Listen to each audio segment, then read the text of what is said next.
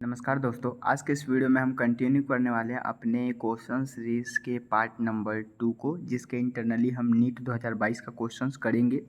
Basically हमने NEET 2021 के questions paper को लास्टली 10 क्वेश्चंस के सीरीज़ में हमने 10 पार्ट में कवर किया है। अगर वो वीडियो आपने नहीं देखा है तो आप इस चैनल के प्लेलिस्ट में जाके उन सारे वीडियोज़ को देख सकते हैं, ठीक है।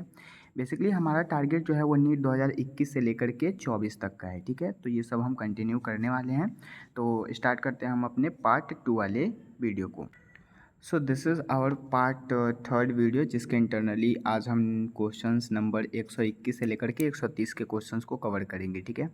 बेसिकली यहाँ पे क्वेश्चंस कहा क्या जा रहा है, ये क्वेश्चंस जो है कहा जा रहा है XO type of sex determinations can be found in, मतलब कि एक्सो टाइप का जो सेक्स डिटर्मिनेशन होता है वो किस में देखने को मिलता है, तो वो आपको ग्रास हॉपर में देखने को मिलता है, ठीक है।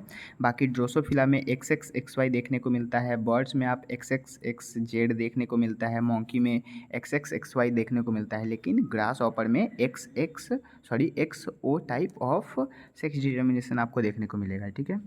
अगेन नेक्स्ट क्वेश्चंस पे ध्यान देंगे तो नेक्स्ट क्वेश्चन यहाँ पे कहा जा रहा है what is the net gain of ATP, मतलब कि आपको नेट गेन एटीपी बताना है व्हेन, जब each molecule of glucose is converted, मतलब प्रत्येक जो ग्लूकोज होंगे, ग्लूकोज के मॉलिक्यूल होंगे वो कन्वर्ट हो जाएंगे to the 2 molecule of the pyruvate acid, मतलब कि 2 पाइरुवेट एसिड के मॉलिक्यूल में कन्वर्ट हो जाएंगे, तो उसके अंदर कितने एटीपी, नेट एटीपी बताना है कि कितना गेन होगा, ठीक है।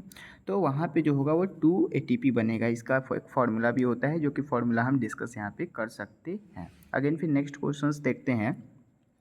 Read the following statement about the vascular bundle, vascular bundle के रिगार्डिंग आपको बताना है स्टेटमेंट कौन सा यहाँ पे करेक्ट है, ठीक है, क्योंकि करेक्ट यहाँ पे पूछा गया है। तो फर्स्टली यहाँ पे फर्स्ट स्टेटमेंट है in root xylem and phloem is a vascular bundle arranged in an alternate manner along with different radii, तो बिल्कुल सही ऑप्शन है with the difference of the vascular bundle. Again फिर नेक्स्ट क्वेश्चन है conjoint close vascular bundle do not process cambium, बिल्कुल सही बात है, वो नहीं कर सकता। Again in open vascular bundle cambium is present in between xylem and phloem, बिल्कुल सही बात है।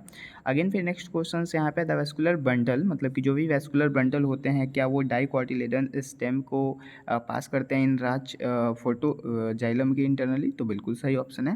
एंड लास्ट ऑप्शन फिर हमारा कहा जा रहा है in monocotyledons root usually there by the more than 6 xylem bundle is present, this is also correct, मतलब इसमें जितने ऑप्शन हैं सबके सब करेक्ट है, मतलब A C D and E are correct, but इसके साथ साथ आपको यहाँ पे डी ऑप्शन भी करेक्ट है, मतलब दोनों ऑप्शन सही होगा, इसलिए क्वेश्चंस में बोनस दिया गया था, ठीक है, क्योंकि दोनों ऑप्शन यहाँ पे करेक्ट थे। अगेन आप देख सकते हैं नेक्स्ट क्वेश्चन क्या कहा जा रहा है which one of the following is not true, मतलब इनमें से कौन सा ट्रू नहीं है regarding the release of energy during ATP synthesis and through the chemo osmosis, ठीक है, इट इन्वॉल्व। अगेन यहाँ पे है options break down of proton gradient, बिल्कुल ये ऑप्शंस मतलब कहा जा रहा है करेक्ट है। उसके बाद break down of electron gradient, electron gradient का ब्रेक डाउन नहीं हो सकता, दिस इज़ नॉट पॉसिबल, इसीलिए ये ऑप्शन इनकरेक्ट हो गया, ठीक है, बाकी ये सारे ऑप्शंस करेक्ट हैं।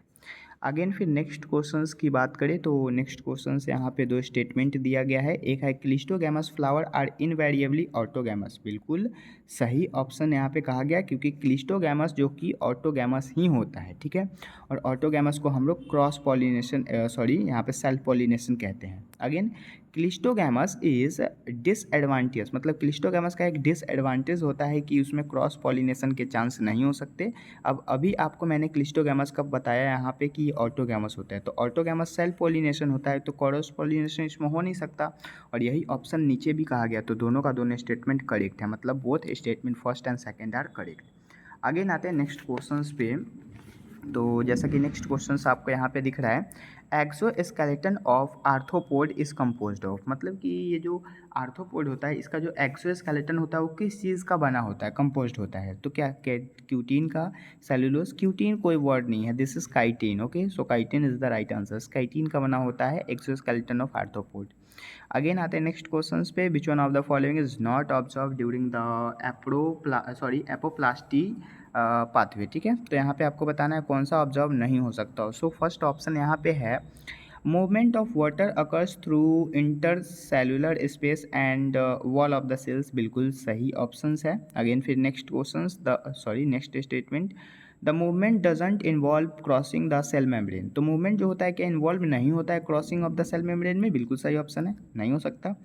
अगेन फिर नेक्स्ट है the movement is aid by the cytoplasmic streaming, नहीं साइटोप्लाज्मिक स्ट्रीमिंग नहीं हो सकता in the movement of the aids. Again next है apoplasts is continuous and do not provide barriers of the water movement, बिल्कुल सही, मतलब यहाँ पे नॉट करेक्ट पूछा गया इसलिए 3 हो जाएगा। अगेन फिर नेक्स्ट ये क्वेश्चंस काफ़ी इंपॉर्टेंट है और नीट 2023 में भी ये क्वेश्चंस आया हुआ है। क्वेश्चंस है which one of the following never occur during the mitotic division, मतलब इनमें से कौन माइटोटिक डिवीजन में नहीं हो सकता, कभी नहीं। So spindle fibre attach to kinetochore of the chromosome, जो कि माइटोसिस फेज में होता है, बिल्कुल सही बात है।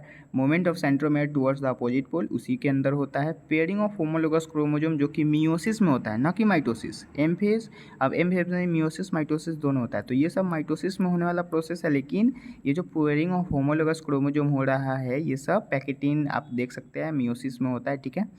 अगेन फिर coiling and condensation of the chromatin, this is also a process of mitotic division, ठीक है। तो राइट आंसर से यहाँ पे 3 हो जाएगा। अगेन फिर नेक्स्ट क्वेश्चन आप देख सकते हैं, in old tree of the greater part of the secondary xylem is dark brown and resist to insect of the attractive to, किसके कारण, किस चीज़ के कारण। तो करेक्ट ऑप्शन आपको चूज करना है secretion of secondary metabolite and their depositions in the lumen of vessels, बिल्कुल सही बात है। Depositions of organic compound like tannin resin वगैरह आप पढ़े होंगे, जो कि central layer of the stem का होता है, बिल्कुल सही ऑप्शन है। तीसरा है डिपोजिशन ऑफ सुबेरिन, सुबेरिन का जब डिपोजिशंस होता है और वहाँ पे एरोमेटिसिटी सब्सटेंस बनते हैं इन द आउटर, नहीं ये इनर लेयर के लिए होता है, गलत ऑप्शन हो गया, बाकी दोनों ऑप्शन भी गलत है, मतलब करेक्ट ऑप्शन यहाँ पे बी और ए हो जाएगा, ठीक है, ए और बी। अगेन हमारा नेक्स्ट और लास्ट क्वेश्चन ये जो कहा जा रहा है, which one of the following plant does not show plasticity, आपको भी बिल्कुल पता है कि एनसीईआरटी का लाइन है और यहाँ से क्वेश्चन नीट में आ गया, मतलब कि काफ़ी इंपॉर्टेंट ये क्वेश्चन है। प्लास्टिसिटी शो किस में नहीं होगा, कॉटन में प्लास्टिक होता है, कोरिएंडर में होगा, बटर कप में होगा, लेकिन मेज में प्लास्टिसिटी शो नहीं होता। So this is also correct option, ठीक है। तो अब तक हमने जितने भी क्वेश्चंस किए काफ़ी इंपॉर्टेंट थे, काफ़ी बेसिक थे और बहुत ही ज़्यादा कंसेप्चुअल थे। आई होप ये सारे के सारे कंसेप्ट आपको बिल्कुल अच्छे से समझ में आए होंगे।